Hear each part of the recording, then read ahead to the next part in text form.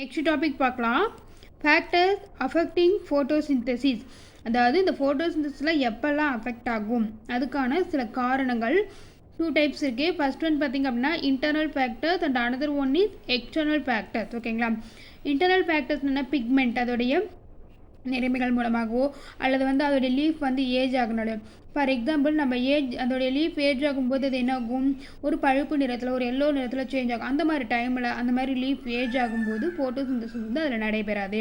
அடுத்தது பாருங்கள், accumulation of carbohydrate. கார்போஹைட்ரேட்டில் வேகமாக ஃபோட்டோசிந்தசிஸ் அப்படிங்கிறது நடைபெறாது. ஹார்மோன் சேஞ்ச் ஆகிறது மூலமாகவோ. அடுத்தது பாருங்கள், external factors light, carbon di oxide மூலம், டெம்பரேச்சர் சேஞ்ச் ஆகிறதுனால, வாட்டர். ஓகேங்களா? அடுத்தது பார்த்திங்க அப்படின்னா mineral elements, calcium, potassium, magnesium, இந்த மாதிரியான மினரல் எலமெண்ட்ஸ் மூலமாகவோ, அதாவது அதிகமாகும் போது கம்மியாகும் போது இந்த மாதிரியான ஃபேக்டர்ஸால் என்ன ஆகுது அப்படின்னா அதோடைய ஃபோட்டோசிந்தசிஸ் அப்படிங்கிறது அந்த இடத்துல நடைபெறாது. இதை பாதிக்கக்கூடிய சில காரணிகள் தான் இது. ஓகேங்களா? எல்லாமே ஒரு லிமிட் தான் இல்லையா? நெக்ஸ்ட் டாபிக் பாருங்கள், டைப்ஸ் ஆஃப் ரெஸ்பிரேஷன். ரெஸ்பிரேஷன் பார்த்திங்க அப்படின்னா what is mean by respiration, exchange of gases. Gases exchange ஆகுறத நம்ம ரெஸ்பிரேஷன் அப்படின்னு சொல்லுவோம். எதுக்கு இடையில் ரெஸ்பிரேஷன் கேஸ் சேஞ்ச் ஆகுது, எக்ஸ்சேஞ்ச் ஆகுது அப்படின்னா between the organism and the external environment. ஓகேங்களா? ஃபார் எக்ஸாம்பிள் நமக்கு இப்போ கேஸ் எக்ஸ்சேஞ்ச் எப்படி ஆகுது, நம்மளுடைய என்விரான்மெண்ட்டுக்கும் நமக்கும் இடையில இல்லையா? அதே மாதிரி பிளான்ட்ஸ்க்கும் என்விரான்மெண்ட்டுக்கு இடையில் கேஸ் எக்ஸ்சேஞ்ச் ஆகுது. அதை நம்ம என்னன்னு சொல்கிறோம் அப்படின்னா ரெஸ்பிரேஷன் அப்படின்னு சொல்கிறோம். The plant obtain oxygen from, அதாவது பிளான்ட் ஆக்சிஜனை எடுத்துக்குது எதில் இருந்து அப்படின்னு பார்த்தீங்க அப்படின்னா their environment and release carbon dioxide and water vapour. என்ன பண்ணும், பிளான்ட் என்விரான்மெண்ட்டில் இருந்து இருக்கக்கூடிய ஆக்சிஜனை எடுத்துக்கிட்டு கார்பன் டை ஆக்சைடையும் வாட்டரையும் என்ன பண்ணுது, அதை ரிலீஸ் பண்ணுது. ஓகேங்களா? This exchange of gases is known as external respiration. இந்த மாதிரி அதோடைய கேஸ் என்ன கார்பன் டை ஆக்சைடை ரிலீஸ் பண்ணுறதுனால இதை நம்ம என்னென்னு சொல்கிறோம் அப்படின்னா இந்த மாதிரி என்ன ஆகும், ஆக்சிஜன் ஃபஸ்ட்டு என்ன ஆகும், ஃபுல்லாக ஆக்சிஜன் கார்பன் டை ஆக்சைடு எல்லாமே அப்சர்வ் பண்ணிக்கும். ஓகேங்களா? அதுக்கப்புறம் என்ன பண்ணும், ஆக்சிஜன் எடுத்துக்கிட்டு கார்பன் டை ஆக்சைடு வாட்டரையும் என்ன பண்ணும், அது ரிலீஸ் பண்ணும். இந்த மாதிரி கேஸ் எக்ஸ்சேஞ்ச் ஆகிறத அதை நம்ம என்னென்னு சொல்லணும், எக்ஸ்டர்னல் ரெஸ்பிரேஷன் அப்படின்னு சொல்கிறோம். உங்களுக்கு 2 மார்க்கில் கேட்பாங்க, மார்க் பண்ணிக்கோங்க. இது நம்ம என்ன ப்ராசஸ் அப்படின்னு சொல்லுவோம், ஃபிசிக்கல் ப்ராசஸ் அப்படின்னு சொல்லுவோம் இல்லையா? Biochemical process occurs within cells. Okay, biochemical process எதுக்குள்ளே நடைபெறும் அப்படின்னா செல்ஸ்க்குள்ளே நடைபெறும். ஓகேங்களா? இது என்ன பண்ணும், where the food is oxidise to obtain energy. ஃபுட்டை என்ன பண்ணும் அப்படின்னா ஆக்சிடைஸ் பண்ணும். அப்படி ஆக்சிடைஸ் பண்ணும்போது எனர்ஜியை அப்டைன் பண்ணும். இதை நம்ம என்னென்னு சொல்கிறோம் அப்படின்னா செல்லுலர் ரெஸ்பிரேஷன். அதாவது செல்லுக்குள்ளே இந்த ரெஸ்பிரேஷன் நடைபெறதுனால நம்ம இது என்னென்னு சொல்கிறோம்னா செல்லுலர் ரெஸ்பிரேஷன் அப்படின்னு சொல்லுவோம். ஆக்சிடேஷன் அப்படின்னா என்ன அப்படின்னா என்னாகும், அடிஷன் ஆஃப் ஆக்சிஜன். ஆக்சிஜன் என்னாகும், ஆட் ஆகும். அதில் இருக்கக்கூடிய எலக்ட்ரான்ஸ் அண்ட் ஹைட்ரஜன் இது எல்லாமே என்ன ஆகும் அப்படின்னு பார்த்தீங்க அப்படின்னா ரிமூவல் ஆகும். இதுதான் நம்ம ஆக்சிடைஸ் அப்படின்னு சொல்கிறோம். ஓகேங்களா? ஆக்சிஜன் ஆட் ஆச்சு அப்படின்னா அது ஆக்சிடேஷன் அப்படின்னு நம்ம சொல்லலாம். நெக்ஸ்ட்டு பாருங்கள், ஏரோபிக் ரெஸ்பிரேஷன். ஏரோபிக் ரெஸ்பிரேஷன் அப்படின்னா ஏரோபிக் ரெஸ்பிரேஷன் இது டைப் ஆஃப் செல்லுலர் ரெஸ்பிரேஷன். அதாவது இந்த ரெஸ்பிரேஷன் எங்கே நடைபெறும் அப்படின்னா இந்த செல்லுலர் ரெஸ்பிரேஷனில் நடைபெறும். ஓகேங்களா? In which organic food is completely oxidised. இதில் என்ன பண்ணோம் அப்படின்னா இதில் இருக்கக்கூடிய ஃபுட்டை ஃபுல்லாக என்ன ஆகும், ஆக்சிடைஸ் பண்ணோம். எதோடைய ஹெல்ப் மூலயமா அப்படின்னா with the help of oxygen. Oxygen அதாவது நல்லா கவனிங்க, இதில் ஆக்சிஜன் மூலமாக நடைபெறக்கூடியது. இதில் ஆக்சிஜன் அப்படிங்கிறது ப்ரெசண்ட் ஆகிருக்கு. ஏரோபிக் ரெஸ்பிரேஷன் அப்படின்னாவே ஆக்சிஜன் இன்வால்வ் ஆகக்கூடியது. சரி, இது என்னவாகும், கார்பன் டை ஆக்சைடாகவும் வாட்டர் அண்ட் எனர்ஜியாகவும் கன்வெர்ட் பண்ணக்கூடியது. ஓகேங்களா? இது எங்கே இருக்கும், மோஸ்ட்டாக பிளான்ட்ஸ் அண்ட் அனிமல்ஸில் நடைபெறக்கூடியது. பாருங்கள், C6H12O6 அப்படிங்கிறது குளுக்கோஸ். இந்த குளுக்கோஸ் அப்படிங்கிறது ஆக்சிஜன், இங்கே பாருங்கள் ஆக்சிஜன் ப்ரெசென்ட் ஆகிருக்கா. ஏரோபிக் ரெஸ்பிரேஷன் அப்படின்னாவே அதில் ஆக்சிஜன் இன்வால்வ் ஆகிருக்கும். அப்போ ஆக்சிஜன் முன்னிலையில் அது என்னவா நமக்கு கிடைக்குது, கார்பன் டை ஆக்சைடாகவும் வாட்டராகவும் ஏடிபி அப்படிங்கிறது எனர்ஜின்னு அர்த்தம், எனர்ஜியாகவும் ஏடிபி அப்படிங்கிற ஒரு எனர்ஜியாகவும் கன்வெர்ட் ஆகுது. ஓகேங்களா? சரி, அன்ஏரோபிக் ரெஸ்பிரேஷன் என்னென்னு இது பார்த்துருங்க, அப்போ தான் உங்களுக்கு ஈஸியாக அண்டர்ஸ்டாண்ட் ஆகும்.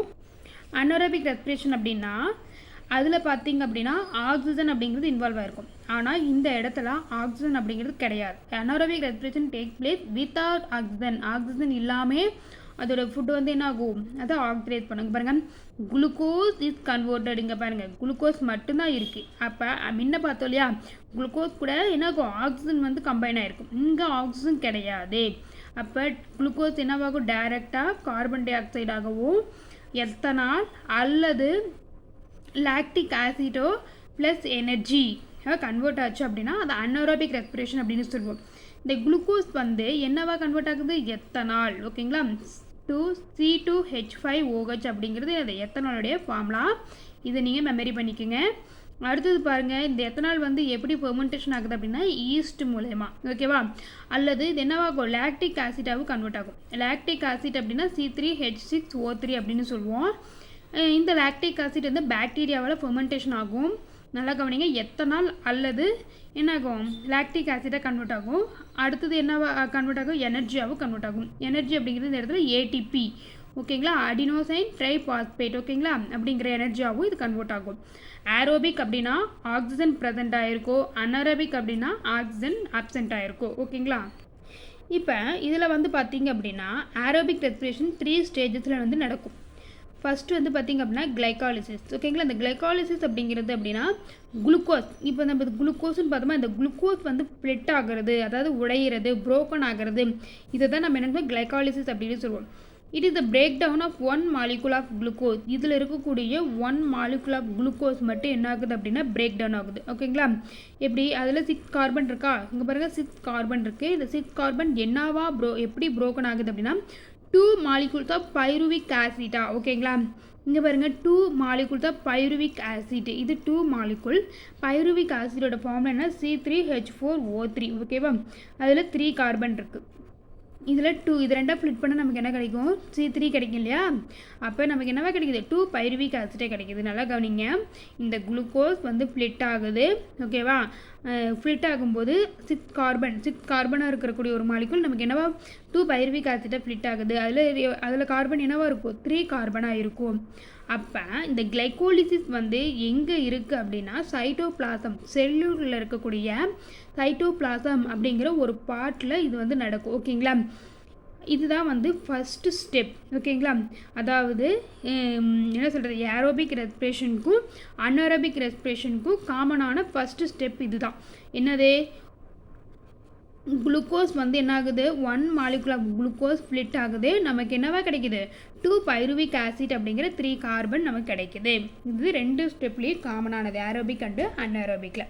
சரி, நம்ம அடுத்தது பாருங்கள் க்ரெப்ஸ் சைக்கிள். நெக்ஸ்ட் பாருங்கள் Krebs cycle. This cycle occurs in mitochondria matrix. இது பார்த்திங்க அப்படின்னா கிளைகோலிசிஸ் எங்கே நடைபெறும், செல்லுக்குள்ளே இருக்கக்கூடிய சைட்டோபிளாசம் அப்படிங்கிற ஒரு பார்ட்ஸ்குள்ளே. இது பார்த்திங்க அப்படின்னா மைட்டோகாண்ட்ரியா மேட்ரிக்ஸில் நடைபெறக்கூடியது. அது மட்டும் இல்லாமல் நம்மளுடைய கிளைகோசிஸில் எண்டில் நமக்கு என்ன கிடச்சிது, 2 பைருவிக் ஆசிட்டை கிடச்சிது. ஓகேவா, 2 மாலிகுல்ஸ் பைருவிக் ஆசிட் கிடச்சிதா. இந்த 2 மாலிகுல்ஸ் பைருவிக் ஆசிட் எங்கே வந்து என்டர் ஆகும் அப்படின்னா மைட்டோகாண்ட்ரியாவில் என்டர் ஆகக்கூடியது. நல்லா கவனிங்க, இதோடைய கண்டினியூட்டி தான் இது.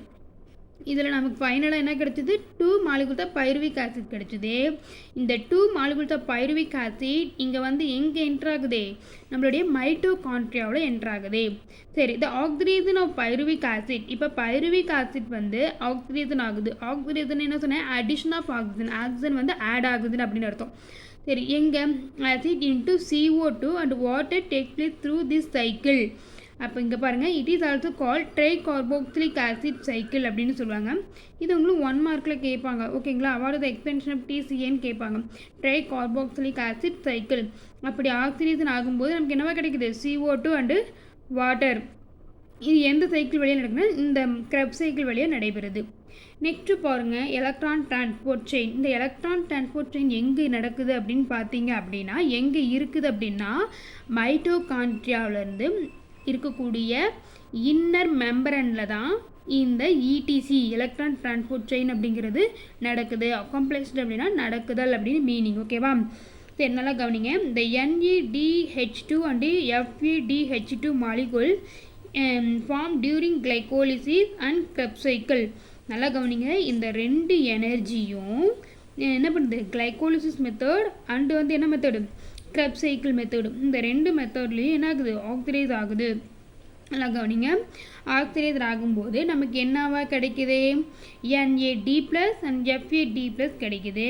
அது மட்டும் இல்லாமல் இது என்ன பண்ணும்? எனர்ஜி, ஓகேவா, வியா எலக்ட்ரான்ஸ், எனர்ஜி அல்லது எலக்ட்ரான்ஸ் வந்து, அதாவது எனர்ஜி எலக்ட்ரான்ஸ் ரிலீஸ் பண்ணக்கூடியது. ஓகேங்களா? இப்போ பாருங்கள், நல்லா கவனிச்சுக்கோங்க. இந்த எலக்ட்ரான் டிரான்ஸ்போர்ட் செயின் எங்கே இருக்குது? எங்கே லொக்கேட் ஆகிருக்கு? மைட்டோகாண்ட்ரியாவில் இருக்கக்கூடிய இன்னர் மெம்பரேனில் லொக்கேட் ஆகிருக்கு. இதில் இருக்கக்கூடிய எனர்ஜி NADH2 FADH2 இது ரெண்டும் என்ன பண்ணோம் அப்படின்னா இந்த ரெண்டு மாலிகுல் ஃபார்ம் ஆகி நமக்கு ஒரு கிளைகோலிசிஸ் அல்லது கிரெப் சைக்கிள் மூலமாக ஆக்சிடைஸ் ஆகுது. அப்படி ஆக்சிடைஸ் ஆகும்போது என்னவா கிடைக்குது? ரிலீஸ் பண்ணுது NAD+ ஆகவும் FAD+ ஆகவும் நமக்கு கிடைக்குது. ஓகேவா? அடுத்தது என்ன ரிலீஸ் பண்ணுது? எனர்ஜி எலக்ட்ரான்ஸ் வந்து ரிலீஸ் பண்ணுது. ஓகேவா? சரி, ஆக்சிடேஷன் அப்படின்னாவே ஆக்சிஜன் வந்து ஆட் ஆகும், எலக்ட்ரான்ஸ் வந்து என்ன ஆகும்? ரிமூவல் ஆகும் இல்லையா? ஓகே, அடுத்தது பாருங்கள். the electron as they move through this system. ஓகேவா? இப்போ எலக்ட்ரான்ஸ் வந்து என்ன பண்ணுது அப்படின்னா, இப்போ எலக்ட்ரான்ஸ் வந்து வெளியே வருது, ரிலீஸ் ஆகுது. இப்படி ரிலீஸ் ஆகும்போதே release energy which is trapped by ADP. ஓகேவா? இந்த எலக்ட்ரான்ஸ்குள்ள இருக்கிற எனர்ஜி வெளியே இப்படி வந்துட்டு இருக்கும்போது இந்த ADP என்ன பண்ணும்? அதை ட்ராப் பண்ணும். இப்போ இந்த இடத்துல ADP இருக்குன்னு வச்சுக்கோங்க. ஓகேவா? இந்த ADP என்ன பண்ணும்? வெளியே வரக்கூடிய இந்த எனர்ஜியை ட்ராப் பண்ணுது. ட்ராப் பண்ணி என்னது? கவர்ந்து இருக்குது, அப்சர்வ் பண்ணிக்கும். இந்த ADP வந்து இதை அப்சர்வ் பண்ணிவிட்டு அதை ட்ராப் பண்ணிவிட்டு இது என்ன மறுபடியும் இது இந்த ட்ராப் பண்ண இந்த எனர்ஜியை என்னவா நமக்கு சிந்தசிஸ் பண்ணும்? ATP அப்படிங்கிற ஒரு எனர்ஜியை சிந்தசிஸ் பண்ணும். ATP அப்படிங்கிறது ப்ரொடியூஸ் பண்ணக்கூடியது. இது நம்ம என்னன்னு சொல்கிறோம் அப்படின்னா ஆக்சிடேட்டிவ் பாஸ்போரிலேஷன். ஓகேவா? பாஸ்போரிலேஷன் அப்படின்னு சொல்லுவோம். ஓகேவா? ஓகே, இதிலிருந்து நமக்கு இப்படி கிடைக்குது. ஓகேவா? NADH2 FADH2 ஆக்சிடைஸ் ஆகும்போது நமக்கு இப்படி கிடைக்குது. அது ரிலீஸ் ஆகக்கூடிய அந்த எனர்ஜி எலக்ட்ரான்ஸ் வந்து என்னாகும்? ADP அப்சர்வ் பண்ணிவிட்டு ATPயாக நமக்கு ப்ரொடியூஸ் பண்ணக்கூடியது. இதை தான் நம்ம என்ன சொல்லுவோம்? ஆக்சிடேட்டிவ் பாஸ்போரிலேஷன் அப்படின்னு சொல்லுவோம். ஓகேங்களா? அடுத்தது பாருங்கள், இந்த ப்ராசஸ் மூலமாக O2 அப்படிங்கிறது நம்ம என்ன சொல்லுவோம்? அல்டிமேட் அசெப்டர் அப்படின்னு சொல்லுவோம். ஓகேங்களா? அதாவது இது என்ன பண்ணும் அப்படின்னா அடிஷன்னா என்னது? ஆட் ஆகுறது. இதில் இருக்கக்கூடிய ஆக்சிஜன் வந்து ஆட் ஆகும். அப்படி ஆட் ஆகும்போது electron get reduce to water. Water வந்து என்ன ஆகும்? ரெடியூஸ் ஆகிறது. அப்போ அது அடிஷன் அப்படின்னா ஆக்சிஜன் வந்து என்ன ஆகும்? ஆட் ஆகக்கூடியது. அது மட்டும் இல்லாமல் வாட்டரை வந்து என்ன பண்ணக்கூடியது? ரிடக்ஷன் பண்ணக்கூடியது. ஓகேங்களா? நெக்ஸ்ட்டு பாருங்கள், ரெஸ்பிரேட்டரி குவாட்ரண்ட் அப்படின்னா respiratory quadrant is the ratio, அதாவது எவ்வளவு கார்பன் டை ஆக்சைடு லிபரேட்டட் பண்ணுது. அதாவது லிபரேட்டட்னு என்னது? ரிமூவல் பண்ணுறது, வெளியிடுறது. ஓகேங்களா? ரிமூவல் பண்ணுறது, எவ்வளோ கார்பன் டை ஆக்சைடு வெளிவிடுது.